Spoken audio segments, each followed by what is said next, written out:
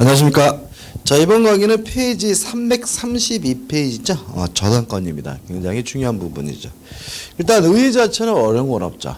설정 등기함으로써 우선 변제받을 수 있는 전형적인 담보 물건을 우리가 저당권이라고 하고요. 우측에 보시면 근대 저당권의 특질이란 말이 나와 있는데 중요한 건 아닙니다.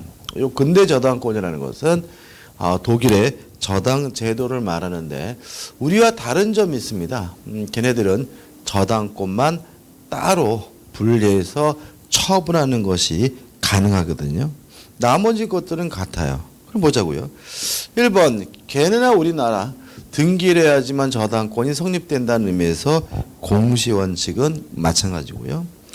2번 특정의 원칙, 특정된 부동산에 대해서 설정할 수 있다는 것은 걔네나 우리나 뭐죠? 마찬가지죠.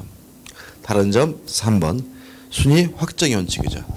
우리는 순위 승진의 원칙을 채택합니다. 따라서 1순위 저당권이 소멸하게 되면 2순위가 1순위로 순위가 승진하게 되는데 이에 반해서 독일은 한 번 결정된 순위는 변하지 않는데요. 이걸 우리가 순위 확정의 원칙이라고 하고요. 따라서 증권에 1순위, 2순위라고 기재되면 영원히 변하지 않게 되고요. 4번 독립의 원칙. 자, 우리는 부종성입니다. 다시 말하면 채권이 있어야지만 뭘 설정할 수 있죠? 저당권 설정이 가능한데 걔네는 채권이 없더라도 저당권만 독립해서 존재할 수가 있고요. 이걸 우리가 독립의 원칙이라고 하죠. 그래서 이 독일은 한 번 결정된 순위는 변하지 않는다. 또 채권이 없더라도 독립해서 저당권이 존재할 수 있다는 이 두 가지 원칙 때문에 5번 저당권을 따로 거래할 수 있다. 유통성이 확보되어 있는 거죠. 이에 반해서 우리 민법은 순위 승진 원칙과 부종성을 채택하고 있기 때문에 저당권만 따로 분리해서 거래하는 것은 허용되지 않는다라는 거 좀 기억해 두시면 됩니다. 그다음 넘겨보시면 저당권의 법적 성질이 나오는데 1. 저당권의 특질에서 가 약정 담보 물건입니다. 전형적이죠. 따라서 설정 계약과 등기함으로써 성립하게 되고요. 저당권은 타물권입니다. 그래서 원칙적으로 타인의 소유물에 대해서만 저당권을 설정할 수가 있고요. 그 다음에 저당권에는 물론 우선 변제 효력이 있고요. 라번 저당권은 담보 물권이라는 건 너무나 당연하죠. 그 다음에 이제 2번 저당권에 성립해가지고 약정 저당권에서 설정 계약과 등기입니다. 자, 이런 문제거든요. 을이 갑에게 1억을 빌려줬어요. 1억을 달라고 요구할 수 있는 채권이 있다. 그러면 우리가 을을 채권자라고 하고 갑을 채무자라고 하죠. 그 다음에 저당권 설정 계약은 누구하고 하는 거냐면 저당권자와 저당권 설정자가 하는 거죠. 다시 말하면 저당권자와 저당권 설정자 간의 설정 계약과 등기함으로써 성립하게 되는 권리가 뭐죠? 저당권인 거죠. 이게 뭐죠? 일반적이죠. 근데 여기서 생각해 볼 것은 채권자와 저당권자는 원칙적으로 같은 사람입니다. 왜냐하면 채권이 존재해야지만 저당권이 존재할 수 있다. 부정성. 채권이 이전되면 저당권도 쫓아간다. 수반성 때문에 채권자와 저당권자는 원칙적으로 같은 사람이어야 돼요. 이에 반해서 저당권 설정자는 채무자일 수도 있고 제3자일 수도 있는데 만약에 제3자가 저당권 설정자라면 이 사람 우리가 뭐라느냐 하면 물상보증인이라고 하는 거죠.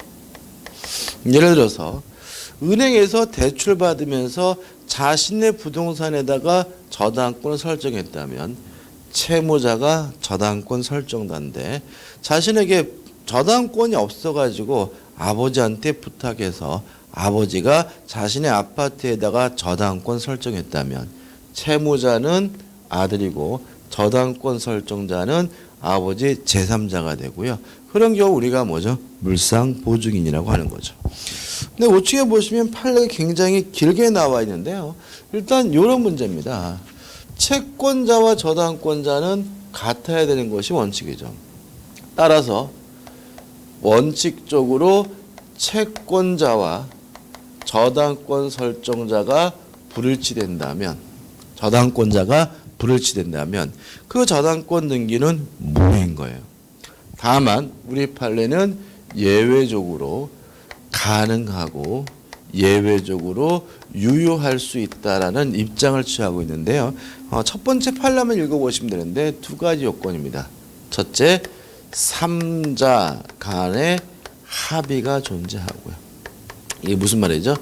채권자, 채무자, 제3자, 3자 간의 합의가 존재하고, 두 번째, 실질적인 의미에서 실질적 채권자가 제3자로 볼 수가 있었다면, 이때는 예외적으로 채권자와 저당권자가 불일치돼도 제3자 명의의 저당권 등기도 유효하다는 판례입니다. 다시 말씀드리면 저당권은 부정성, 수반성 때문에 채권자와 저당권자가 같은 사람이어야 하는 것이 원칙입니다. 다만 3자 간의 합의가 있고 실질적으로 제3자를 채권자로 볼 수 있는 특별한 사유가 있는 경우에는 제3자 명의 저당권 등기도 유효하다라고 기억해 두시기 바랍니다. 그다음 우측에 이제 등기해야 저당권이 성립되게 되는데, 가번해가지고 등기사항은 뭐 특별한 건 아니고요. 넘겨보시면 4번 등기 관련 문제가 나와 있는데, 1번 저당 등기가 불법 말소된 경우입니다. 일단 우리 판례는요, 물건을 취득하기 위해선 등기가 필요하다고 해요. 다시 말하면 등기는 기본적으로 물건의 취득 요건이긴 합니다. 다만 물건이 존속하기 위해서 등기가 필요한 것은 아니란 입장이거든요. 따라서 물건이 불법으로 말소가 되더라도 그 물건 자체가 뭐가 되는 건 아니에요? 소멸되는 건 아닌 거죠. 뭐 소유권도 마찬가지고 전세권도 마찬가지고 저당권도 마찬가지예요. 그럼 생각해 보자고요. 자, 저당권에 관한 설정 등기가 이루어졌어요.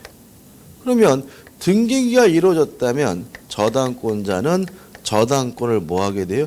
취득하게 되겠죠. 근데 이 등기가 불법으로 말소가 됐어요. 그래도 저당권이 뭐 되지 않고 있어요?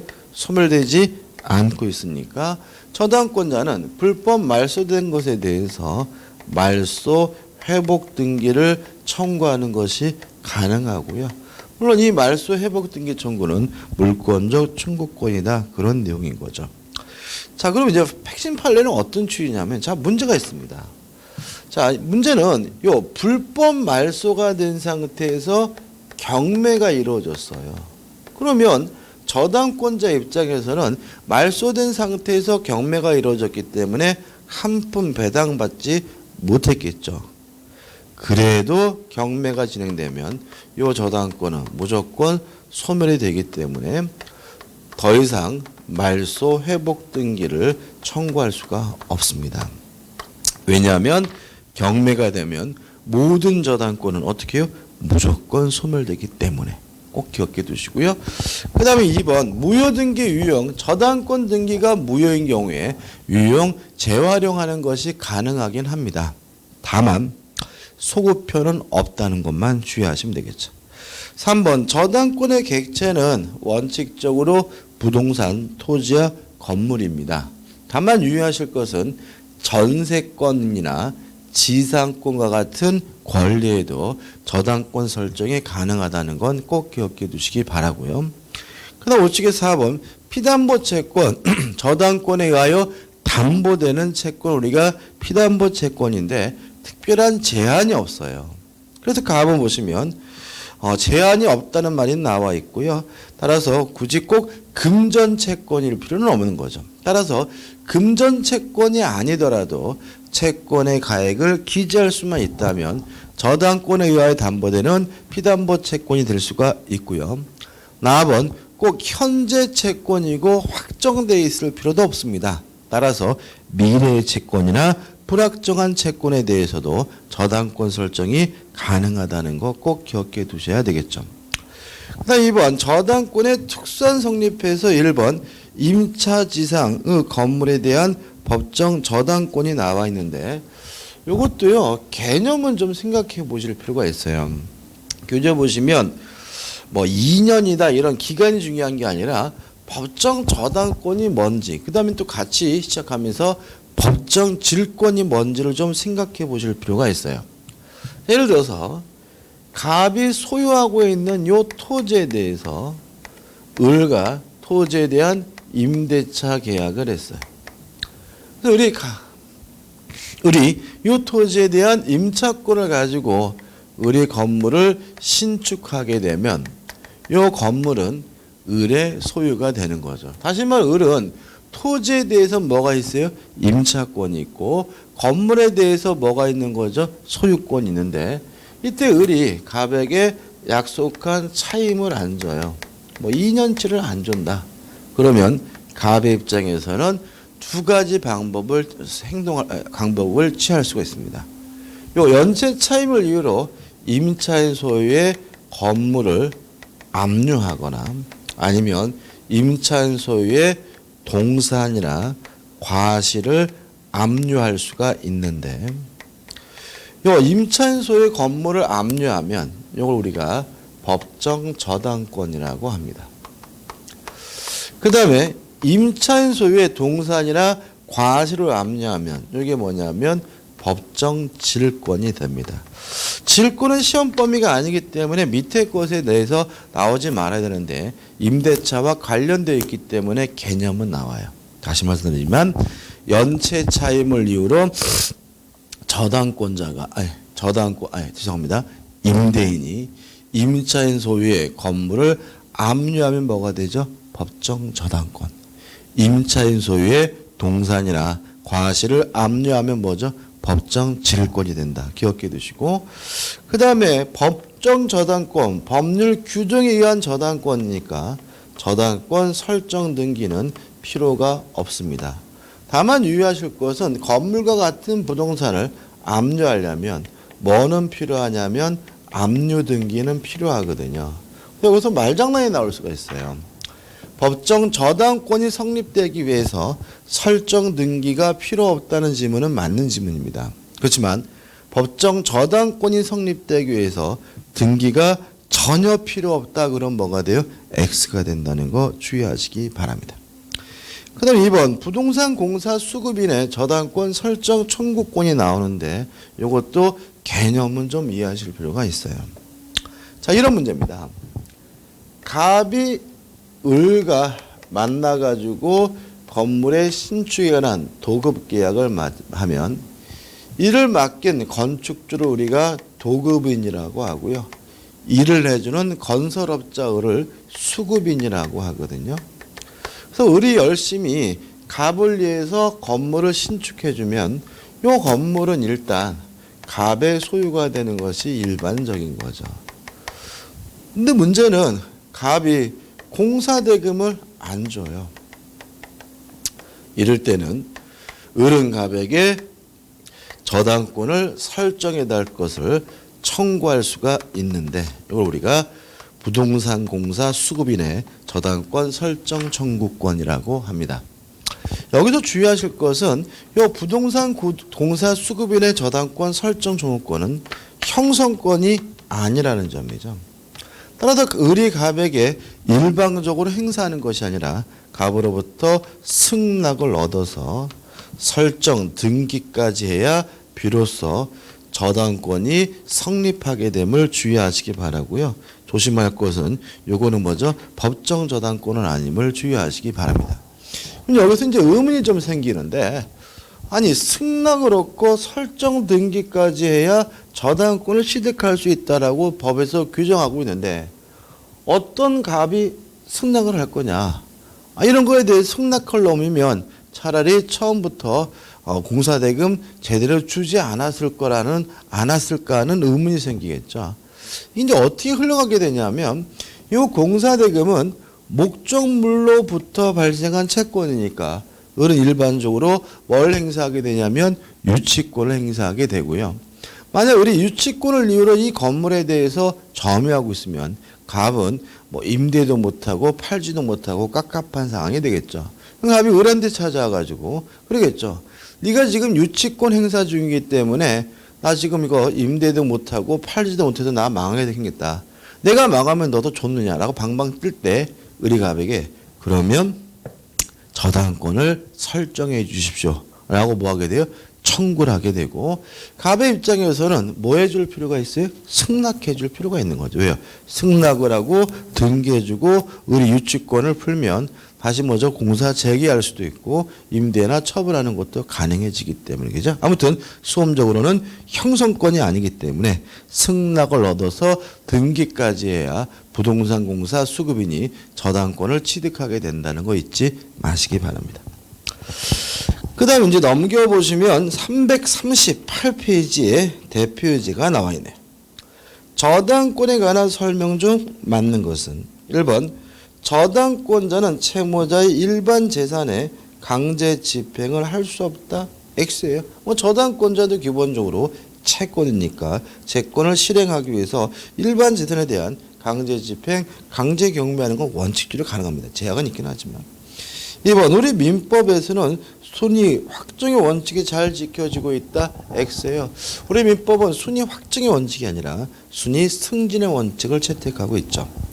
3번 소유자 저당권이 인정되고 있다. X예요. 저당권은 원칙적으로 뭐가 되는 거죠? 타인의 소유물이어야 되죠.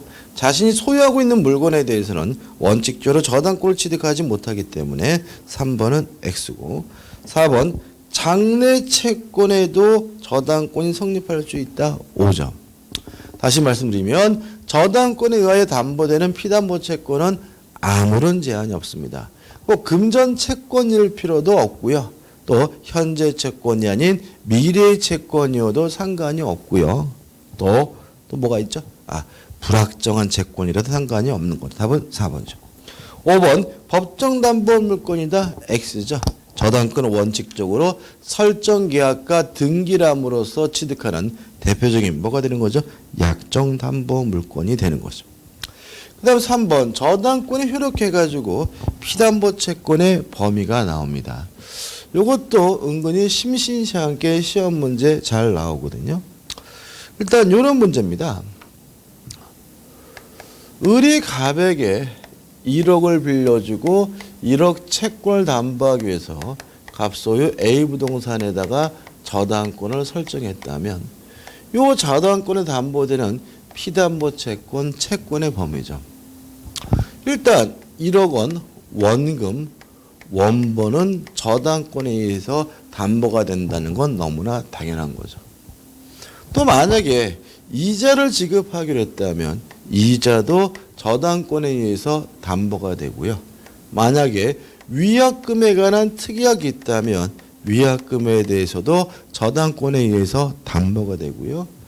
그뿐만 아니라 네 번째 연체이자 지연배상금에 대해서도 저당권에 의해서 담보가 되고요. 또 갑이 돈을 안 갚는 바람에 경매했어요. 실행 비용에 대해서도 저당권에 의해서 담보가 됩니다. 첫 번째 기억할 것은 원본이자 위약금이 저당권에 의해서 담보가 되기 위해서는 등기가 필요하다는 점. 지연배상금이나 실행비용은 등기하지 않아도 저당권에 의해서 담보가 된다는 거 기억해 두시기 바라고요. 여기서 문제가 생깁니다. 현실적으로 저당권은 쓰이지 않습니다. 일반적으로 쓰이는 담보물건은 다 뭐냐면 근저당권만 쓰입니다. 왜 일반 저당권을 못 써먹냐면 지금 보시는 것처럼 금액이 뭐죠? 꾸물꾸물 커진다는 거죠. 다시 말하면 등기부에는 1억이라고 설정되어 있지만 이자도 붙고 이런 것들이 붙기 때문에 실제로 나중에 경매가 됐을 때 을이 가져가는 돈은 반드시 1억 이상이고요. 이것이 2억도 될 수 있고 3억도 될 수가 있는 거죠. 다시 말하면 저당권은 금액이 꾸물꾸물 커지기 때문에 후순위 권리자를 침해한다는 문제점이 있습니다. 그래서 너무 커지는 것을 제한하기 위해서 지연배상금은 1년분에 한한다라고 제한을 두고 있는 거예요. 그렇지만 1년분에 한한다는 규정이 있더라도 실제로는 안 씁니다. 다 뭐만 써요? 근저당권만 쓰는 거죠. 왜냐하면 이자는 무제한이기 때문에 금액이 커지는 것을 실질적으로 뭐 하지 못하고 있냐면 제한하지 못하고 있다는 거죠. 다시 말하면 지연배상금은 몇 년분만요? 1년분에만 담보가 되고 이자는 무제한으로 담보된다는 거 기억해 두시고, 그 다음에 이해라는 것은 그래서 현실적으로 얼마까지 담보가 된다는 근저당권만 쓰이고 일반 저당은 잘 쓰이지 않는다는 것도 기억해 두시기 바랍니다. 그 다음 우측에 보시면 이제 2번에서 목적물의 범위에서 가 부합물에도 미치고 종물에도 미치고요. 그래서 원칙 부합물에도 미치고 종물에도 미친다 해가지고 판례가 나와 있어요. 그죠? 자, 그럼 여기서 우리가 생각할 것은 부합됐다면 당연히 저당권액이 어떻게 미치는 거고, 부합되지 않는다면 당연히 저당권액이 미치지 않겠죠. 그죠? 그럼 이제 판례까지 다 설명할 수 있는데 가장 중요한 것이 뭐겠어요? 부동산 간의 부합인 거죠. 예를 들어서 1층 건물이 있는데 1층 건물에 저당권이 설정이 됐어요. 그리고 나서 2층으로 증축이 됐을 때 이 증축된 것은 원칙적으로 뭐가 돼요? 부합이 되죠. 따라서 저당권의 효력은 어디까지 미칩니까? 2층까지 미치므로 경락을 받은 사람은 1층에 대한 소유권뿐만 아니라 어디까지요? 2층에 대해서도 소유권을 함께 취득하게 되는 거죠. 근데 기억나시죠? 항상 부합하는 것은 아니죠. 만약에 구조상, 이용상, 독립성이 있다면 이때는 뭐 하지 않습니까? 부합하지 않습니다. 따라 이때는 1층에 대해서만 경락인이 소유권을 취득하고요. 2층에 대해서는 경락이 소유권을 취득하지 못하는 거죠. 이해되시죠? 그죠? 다른 거는 고려하지 않습니다. 다시 말하면 요 2층의 가치가 얼마나 비싼지 안 비싼지 이런 것도 따지지 않고요. 2층이 무호가인지 미등기인지 뭐 이런 것도 따지지 않고요. 또 증축된 시점이 저당권 설정 전인지 아닌지도 따지지도 않아요. 그래서 우리가 수험적으로 기억할 것은 원칙에 따라서 부합하게 되면 저당권의 효력이 2층까지 미치므로 경락을 받은 사람은 1층뿐만 아니라 2층에 대해서도 소유권을 취득하고요. 만약에 구조상, 이용상 독립성이 있어서 부합하지 않는다면 1층에 대한 소유권만 취득하고 2층에 대한 소유권을 취득하지 못한다만 정확히 이해하시면 되겠죠. 그럼 4번 과실. 저당권자는 원칙적으로 목적물로부터 생긴 과실을 수취할 수가 없습니다. 다만 과실을 수취하고자 한다면 그때는 뭐죠? 그때는 압류를 해야 됩니다. 따라서 우리는 압류하지 않는 한 저당권자는 과실을 수취할 수가 없다. 이렇게 기억하시면 되고요. 그 다음에 4번 저당 목적 토지상의 건물인데 토지와 건물은 별개의 부동산입니다. 따라서 A번 토지에 설정된 저당권은 건물에 미치지 않는 것이 원칙이고요. 따라서 토지와 건물의 소유자가 달라지게 되면 법정 지상권이 발생하는 문제가 있고 우측에 B번에서 일괄 경매권이 문제되는 경우도 있는데 이것도 우리가 중요한 부분이고 뒤에서 자세하게 설명을 드려야 됩니다. 그 다음에 A번에서 물상 대의가 나오고 있죠.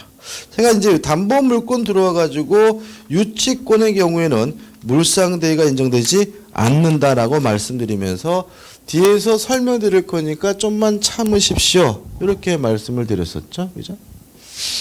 예를 들어 볼게요. 을이 갑에게 1억 원을 빌려줬습니다. 요 1억 채권을 담보하기 위해서 앞서 요 A 부동산에다가 저당권을 설정을 했는데 예를 들어서 건물이 멸실 훼손됐어요. 또는 건물이 공용징수 수용을 당했어요. 근데 이런 일이 벌어지게 되면 저당권은 소멸될 위험에 처하게 됩니다. 왜냐하면 멸실되면 목적물이 있는 저당권 소멸되는 것이 원칙일 거고요. 공용징수 수용을 당하게 되면 등기관은 수용 대상물에 있는 모든 권리를 직권으로 말소하기 때문에 저당권 등기가 되어 있다면 그 저당권 등기로 직권으로 말소해야 됩니다. 다시 말하면 저당권이 뭐 할 위험이 있죠? 소멸될 위험에 처하는 거죠. 그래서 이때 저당권자를 보호할 필요가 있는데 다행히 돈이 생겨요. 자, 만약에 화재가 발생해서 멸실을 됐는데 화재에 가입했다면 화재 보험금을 받는 경우가 있을 거고요. 아니면 제3자가 불을 지른 것이라면 제3자로부터 손해배상금을 받는 경우가 있을 것이고, 만약에 수용을 당했다면 뭘 받을 수 있는 거죠? 수용 보상금을 받을 수가 있는 거죠. 이러한 가치 변형물에 대해서 을에게 갑에게 지급되기 전에 을이 만약에 압류를 해버렸다면 요 을의 저당권은 소멸되지 않고 가치 변형물에 계속 그 효과가 미치는데, 이걸 우리가 뭐라 그러냐면 물상대의라고 하는 거죠. 자, 여기서 생각해 볼 것이 있습니다. 첫째,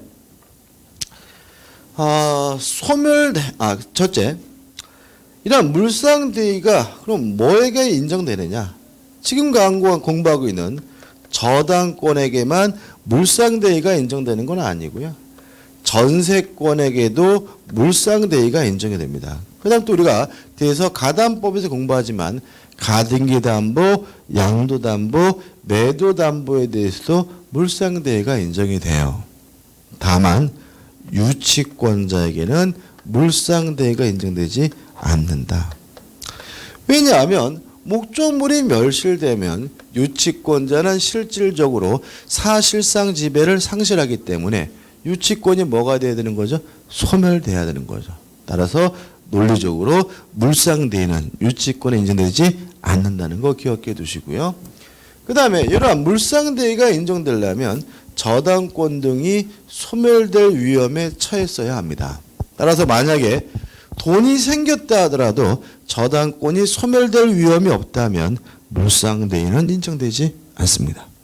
예를 들어서 갑이 저당권이 설정된 부동산을 병에게 팔고 병으로부터 매매 대금을 받았다 하더라도 이 매매 대금에 대해서는 물상대의가 인정되지 않습니다. 왜냐하면 저당권이 설정된 부동산이 매매가 되더라도 10번 팔리든 100번 팔리든 저당권은 소멸될 위험이 없으니까요. 이해되시죠? 오히려 누가 문제? 산 사람이 문제죠. 근데 마지막으로 물상대의가 인정되려면 지급되기 전에 압류를 해야 되는데 이 압류를 꼭 저당권자가 해야 되느냐? 이 문제에 대해서 우리 판례는 저당권자가 하든 제3자가 하든 일반 채권자가 압류해도 상관은 없다 입장입니다. 따라서 저당권자가 압류한 경우에만 물상대의가 인정된다는 지문은 뭐죠? X가 되는 거죠. 여기까지입니다. 교재 우측 하단에 나와 있는 판례는 꼭 저당 채권자가 압류해야 되는 것은 아니고 제3자나 일반 채권자가 압류한 경우에도 물상대의가 인정된다는 판례니까 한번 읽어보시면 되고요. 그냥 넘겨보시면 이제 정리하는 의미에서 대표 외제가 나와 있죠. 저당권의 효력에 관한 설명 중 옳지 않은 것은 1번 증축된 이렇게 말이 나와 있어요. 그죠?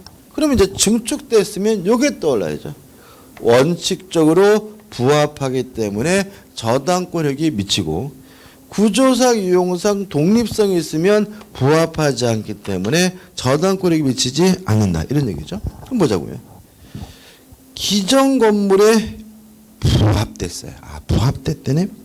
별개의 독립물로서 효용을 갖지 않더라도 경매 절차에서 경매 목적물로 평가되지 아니었다면 경락인은 그 증축 부분의 소유권을 취득할 수 없다. X입니다. 부합됐다면 저당권에게 당연히 미치는 겁니다. 뭐 경매 목적물로 평가됐는지 안 됐는지도 뭐 하잖아요? 고려하지 않습니다. 따라서 1번이 X고 1번이 답이 되는 거죠. 2번 건물의 소유를 목적으로 한 토지 임차인이 그 토지에 소유하는 건물의 저당권을 설정한 경우 저당권이 실행되면 그 건물의 소유권을 취득한 때는 특별한 사정이 없는 한 위 임차권도 경락인에게 이전된다. 맞죠? 왜냐하면 토지에 관한 임차권은 건물에 관한 소유권의 부수적 권리이기 때문에 그렇습니다. 3번 구분 건물의 전유 부분에 설정된 저당권 효력은 특별한 사정이 없는 한 그 저주분의 소유자가 나중에 취득한 대지 사용권에까지 미친다. 맞는 질문이고 이건 우리가 집합건물법에서 한번 다시 봐야 되고요.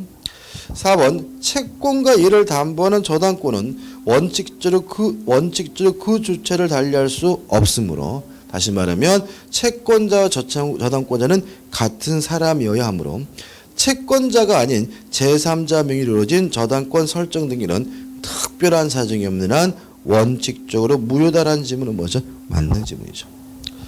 5번 저당권의 효력은 저당 부동산에 압류가 있은 후에 저당 설정되고 부동산으로부터 수취한 과실 또는 수취할 수 있는 과실에 미치지만 더 이상 알려봐야 되죠. 다시 말하면 저당권이 원칙적으로 과실을 수취할 수 없고요. 과실을 수취하려면 뭐가 가야 되죠? 압류해야 된다는 정도만 기억하시면 됩니다. 답은 1번이죠. 그 다음 이제 2번 저당권자의 채권을 변제받는 방법 해가지고 어디까지냐면 344페이지 345페이지까지는 제가 언제 설명드린 거냐면 전세권 하면서 경매 얘기했으면서 설명드린 거고요. 그래서 이건 더 이상 설명드릴 게 없고 교재를 보실 때 뭐 국세 문제나 파산 문제나 이런 거에 대해서 너무 신경 쓰지 마시고요. 제가 전세권 할 때 설명드렸던 거 그거 한번 다시 한번 고시해 보시면 돼요. 자, 정리하는 의미에서 대표 예제를 풀어볼게요. 보세요. 345페이지 하단의 문제입니다. X 건물에 대해 A가 1순위 근저당권, B가 2순위 근저당권을 가지고 있고 C가 유치권을 행사하고 있다. 그럼 보자고요. 지금 1순위 근저당권자가 A고 2순위 근저당권자가 뭐예요? B고 그 다음 별도로 C가 뭘 행사하고 있죠? 유치권 행사하고 있죠. 그죠? 여기서 첫 번째 생각해 볼 것은 경매가 이루어지면 권리가 소멸 여부를 어떻게 결정하느냐. 첫째, 모든 저당권은 무조건 소멸하고요. 용의권의 소멸 여부는 최우선순위 저당권과 비교하고요. 유치권은 경매가 되더라도 뭐 되지 않아요? 소멸되지 않는다. 요 세 가지가 떠올라야 되겠죠. 옳은 것은. 가만 보면 같아요. 2번 A가 경매 신청을 하여 D가 경락받아 새 소유자가 된 경우 C가 D에게 X 건물의 반환을 거부할 수 있다. 맞죠? 왜냐하면 유치권은 경매가 되더라도 뭐 되지 않아요? 소멸되지 않으니까요. 나머지 질문 1번 모든 저당권은 경매가 되면 무조건 뭐가 돼요? 소멸되니까 A의 근저당권은 소멸되지 않는다는 질문은 뭐죠? X가 되고요. 뭐 3번은 너무나 당연한 것이고 그 다음에 4번 B가 경매 신청을 하고 D가 경락인에게 경락받아 새 소유자가 된 경우 C에게 경매 대금에서 우선 변제권이 인정된다. X죠. 유치권은 경매가 돼서 소멸되지 않기 때문에 무엇을요? 우선 변제권을 인정하지 않고요. 그 다음에 5번은 근저당권 개념이니까 근저당권 공부하시면 5번은 충분히 이해가 될 겁니다.